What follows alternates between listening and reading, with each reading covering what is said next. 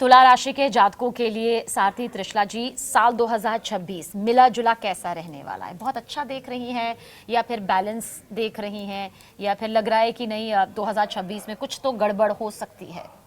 गड़बड़ कुछ नहीं हो सकती है। तुला राशि वालों के साथ वैसे ही काफी कुछ गड़बड़ चल रही है। तो 2026 में तुला राशि वालों के लिए समय बहुत अच्छा आने वाला है और उनके लिए बहुत अच्छी चीज़ें जो हैं वो परिवर्तन लेके आने वाली हैं।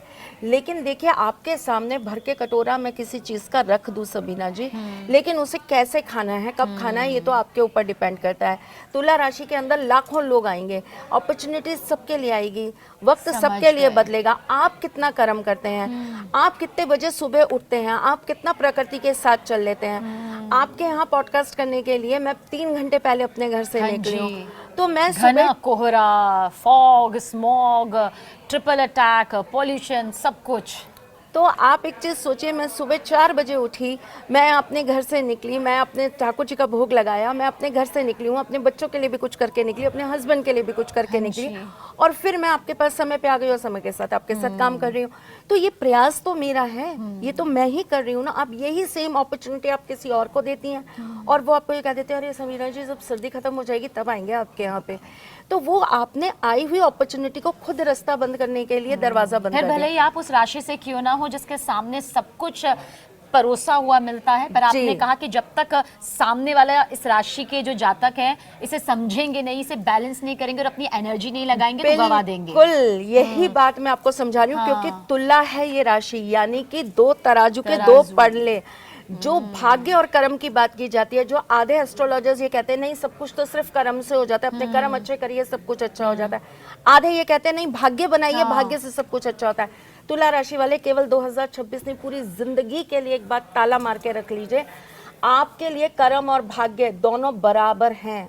आप जितना कर्म करेंगे आपको भाग्य को पाने के लिए भी उतने ही प्रयास करने पड़ेंगे। जितना भाग्य के सपोर्ट में बैठेंगे उतना ही आपको कर्म को भी करना पड़ेगा, वरना आपको कुछ भी प्राप्त नहीं होगा। तो 2026 आपके लिए बहुत अच्छा आने वाला है। लव लाइफ, फाइनेंस, सारी चीजों में आपके लिए बहुत नई अपॉर्चुनिटी। प्यार ज्यादा है या पैसा ज्यादा है तुला राशि के जातकों के दोनों चीजें, दोनों है, मतलब दोनों चीजें, क्योंकि बैलेंस बहुत अच्छे से करते हैं ना चीजों को। तो मतलब प्यार भी है, पैसा भी है। कोई राहु का प्रभाव आप कैसे देख रही हैं? कौन सा शुभ महीना और कौन सा खतरनाक महीना? देखिए, इनके लिए सबसे अच्छा महीना जो रहने वाला है वो रहने वाला है मार्च से लेके अप्रैल तक। अच्छा, मार्च से अप्रैल तक बहुत अच्छा रहने वाला है। और जुलाई और अगस्त इनके लिए अच्छा नहीं रहेगा। वो यानी कि बहुत संभलने की जरूरत है जुलाई और अगस्त में, बहुत संभलने की जरूरत है। राहु का प्रभाव, वो तो देखिए इनका चेला है, शुक्र का जो शिष्य है वो राहु है, तो वो तो इनका चेला है, वो तो इनके पीछे पीछे पीछे पीछे आता ही है। लेकिन तुला राशि वालों को जो मिलता है वो मिलता भी राहु से ही है। जितनी भी चीजें मिलती है उनका कारण राहु ही बन जाते हैं, कहीं ना कहीं देने का काम भी राहु ही करता है। तो ऐसा नहीं है कि राहु हमेशा बुरा ही करता है सबीना जी, राहु अच्छा भी करता है। अगर वो अच्छा ना करता होता तो वो आज हमारे 9 ग्रहों में शामिल नहीं होता।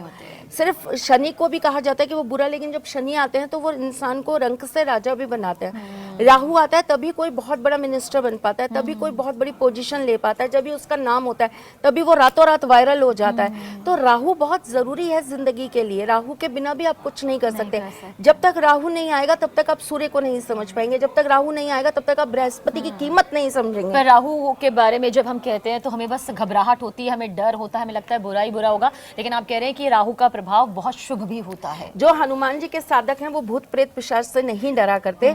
तो बस आप यही समझ लीजिए कि जो शिव के भक्त होते हैं, जो महाकाल के भक्त होते हैं, वो कभी राहु से नहीं डरा करते। तो तुला राशि वालों को इस साल महाकाल का पूजन जरूर करना है, महाकाल के मंदिर एक बार जरूर जाना है। 12 ज्योतिर्लिंग अगर आप कर सकते हैं आप जरूर करिएगा। शिव भगवान का पूजन जरूर करिए। और अगर आपके अंदर भक्ति है, साधना है, तो मैं आपको एक बहुत छोटा सा उपाय, सरल सा उपाय बताती हूँ, आप ये जरूर करिए।